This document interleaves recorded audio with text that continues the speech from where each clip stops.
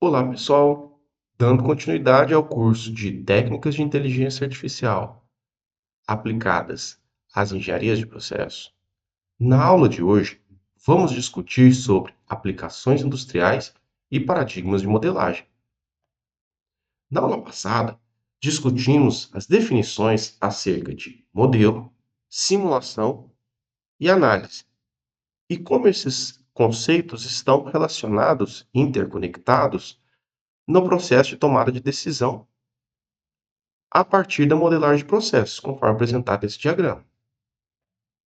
O roteiro da aula de hoje consiste em apresentar aplicações industriais atreladas à análise e simulação de processo, bem como paradigmas de modelagem, sejam eles modelos fenomenológicos ou baseados em aprendizagem de máquina. Em relação às aplicações industriais que envolvem simulações de processo, temos, por exemplo, a possibilidade de realizar o treinamento de operadores, mesmo antes desses operadores terem contatos com os ativos físicos. Isso é, podemos, a partir de modelos elaborados e representativos das atividades a serem exercidas pelos operadores, podemos realizar simulações de modo que eles ganhem experiência na operação antes mesmo de ter contato com o ativo físico. Isso é, podemos simular cenários normais de operação, perturbações desse cenário de operação, condições anormais, condições catastróficas, condições de falhas, e abranger uma diversidade de informações e de condições em que os operadores ou não teriam na prática ou poderiam previamente ser instruídos ao que realizar frente a essa situação. Em relação ao controle de processo, nós temos como cerne da questão de simulação de processo entender a dinâmica do processo, ou seja, entender o comportamento das diversas variáveis de processo e como elas se interrelacionam, de modo com que estratégias adequadas e pertinentes de controle possam ser desenvolvidas e aplicadas. E uma série de benefícios podem ser auridas com essa abordagem. Estabilidade do processo, ou seja, redução da variabilidade, aumento da eficiência do processo, redução dos riscos, entre outras possibilidades. E dentro dos Digital Twins, que seria uma outra aplicação industrial, nós temos também a simulação de processo. Os Digital Twins compõem-se um dos pilares da indústria 4.0 e serão discutidas com mais detalhes na sequência.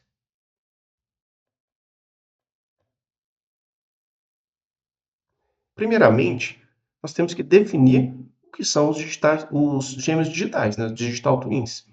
Os gêmeos digitais são uma representação digital de um ativo físico. Seja esse ativo um processo, como por exemplo, um processo ou um sistema, como por exemplo, bombas, compressores, torre de destilação, até sistemas mais abrangentes, como um processo como um todo. E uma questão principal em relação aos gêmeos digitais diz respeito à troca de dados em tempo real com o processo e de maneira bidirecional. Ou seja, então nós temos uma integração da simulação do gêmeo digital como um todo ao processo, de modo com que ele leia os dados que estão disponíveis e faça predições a partir de um modelo que foi desenvolvido, está implementado no gêmeo digital. E assim,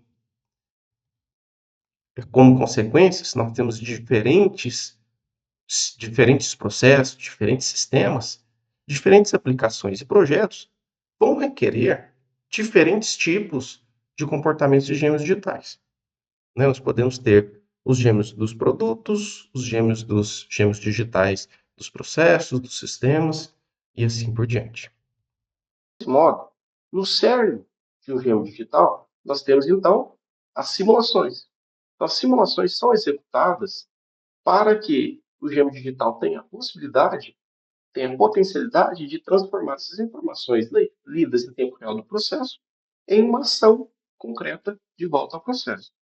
E esses modelos que são utilizados para simulação, eles podem ser, por exemplo, modelos fenomenológicos ou modelos guiados por dados, né? Modelos de aprendizagem de máquina, sejam eles machine learning, deep learning, que esses modelos vão ser elaborados e vão depender de diversas circunstâncias. O processo a ser analisado, as variáveis disponíveis, dados disponíveis, complexidade do processo em que se está propondo a desenvolver o modelo para que ele componha o gêmeo digital. E, nesse contexto, cada abordagem tem vantagens que são dependentes da aplicação. E para finalizar, então, dentro dos gêmeos digitais, nós temos a utilização de diversas técnicas de simulação. E essas técnicas de simulação, elas são realizadas em tempo real para, de fato, estabelecer essa comunicação bidirecional. Processo, gêmeo, gêmeo, processo. E, além disso, gostaria de colocar aqui também uma descrição muito interessante da evolução desse modelo que nós estamos desenvolvendo, que vem sendo trabalhado ao longo dos cursos, ao longo dos módulos desse curso, que é, olha, o modelo, tal como nós temos utilizado até então e vamos continuar utilizando, é um modelo digital. Então, esses modelos desenvolvidos a partir dos dados ou a partir da fenomenologia, né, pelas leis físicas, ele é um modelo digital do processo.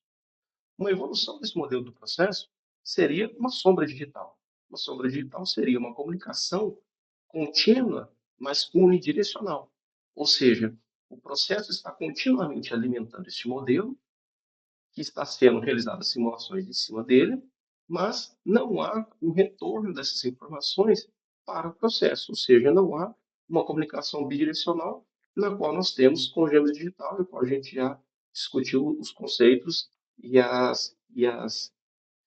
o conceito em si do gêmeo digital, né? O que ele é, o que ele significa, as potencialidades. E além disso, então, fechando esse bloco, diria que os gêmeos digitais ele tem muitas potencialidades, muitas vantagens, muitos benefícios para com o processo. Entre eles, predição de falha, otimização, monitoramento, controle e otimização da produção, entre várias outras possibilidades de aplicação. Durante a apresentação deste módulo de análise e simulação de processo, duas classes de modelos de processo foram apresentadas. São eles, modelos baseados em aprendizagem de máquina e modelos fenomenológicos. Os modelos baseados em aprendizagem de máquina vêm sendo estudados por vocês ao longo dos módulos anteriores.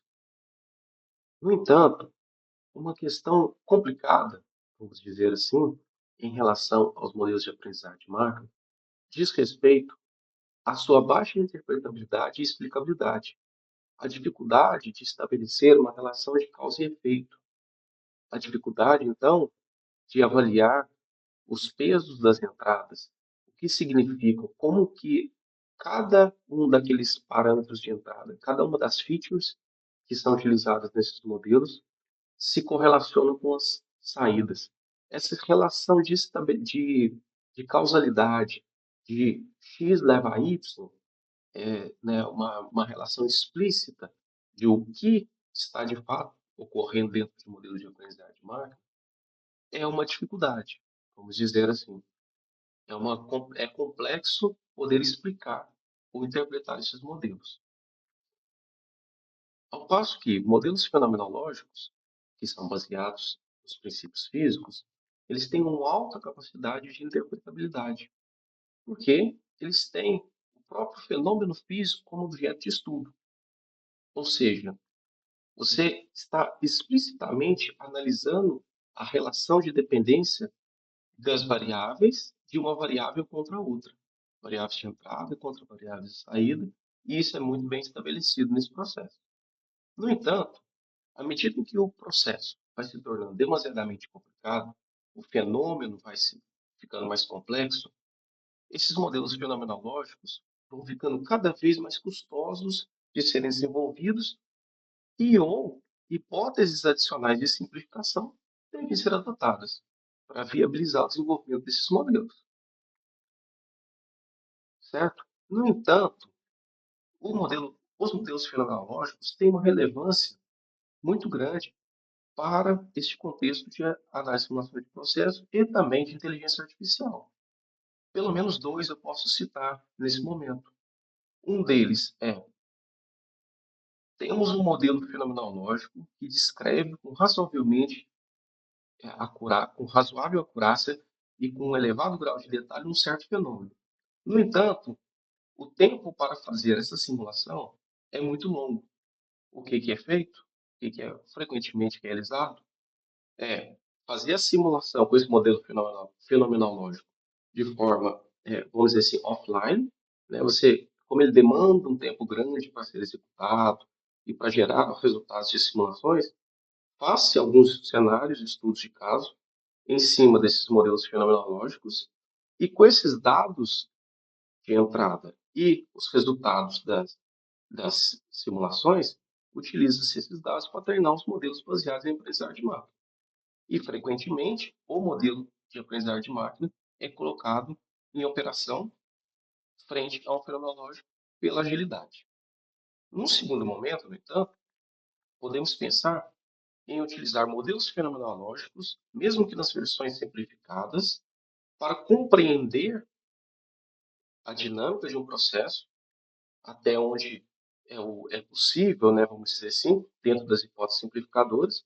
Então, compreender a dinâmica do processo para, na sequência, fazer uma aplicação mais segura dos métodos de aprendizagem de máquina e, por exemplo, métodos de controle mais inteligente.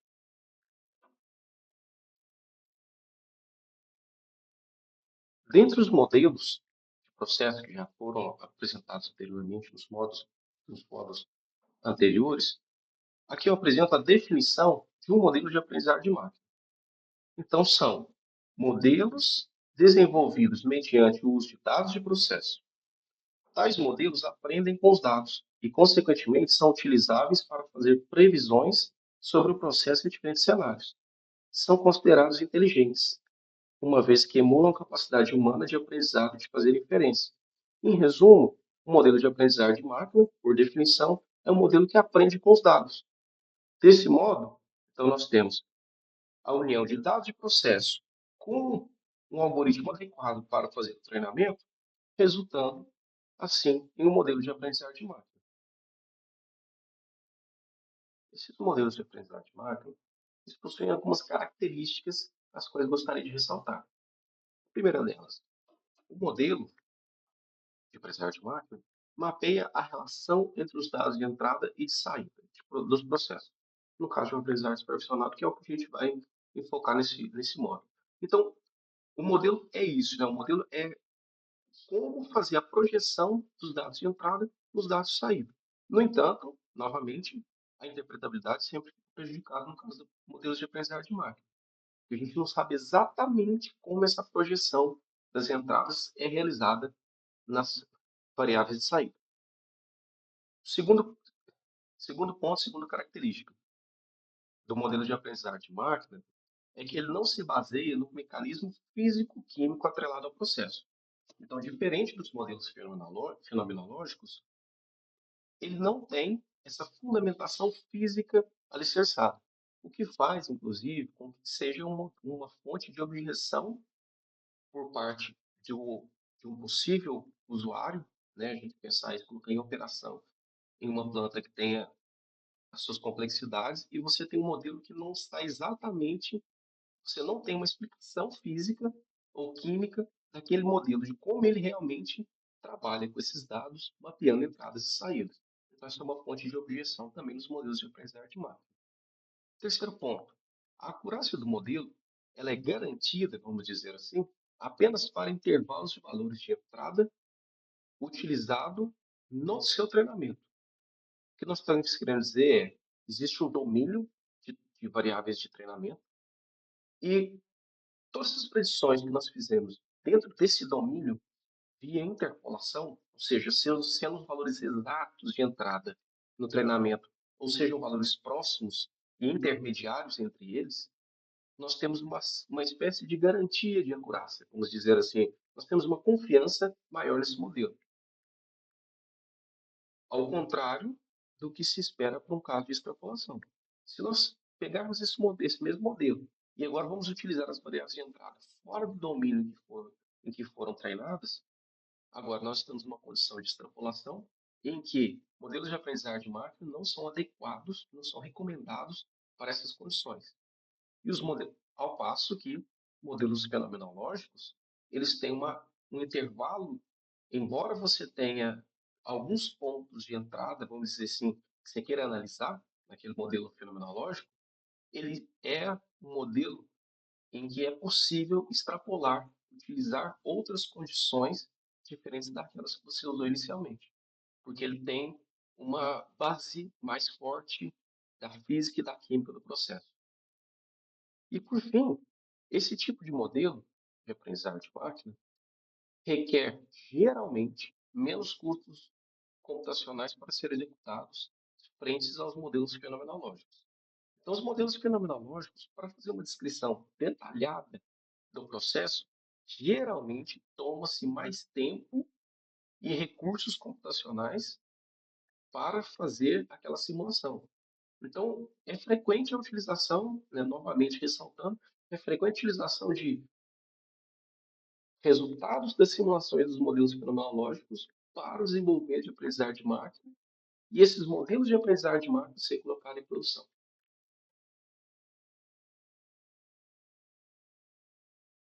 Nessa disciplina, a gente já está considerando. Então, vocês passaram por diferentes módulos nas disciplinas precedentes, em que vocês aprenderam diferentes modelos de aprendizagem de máquina.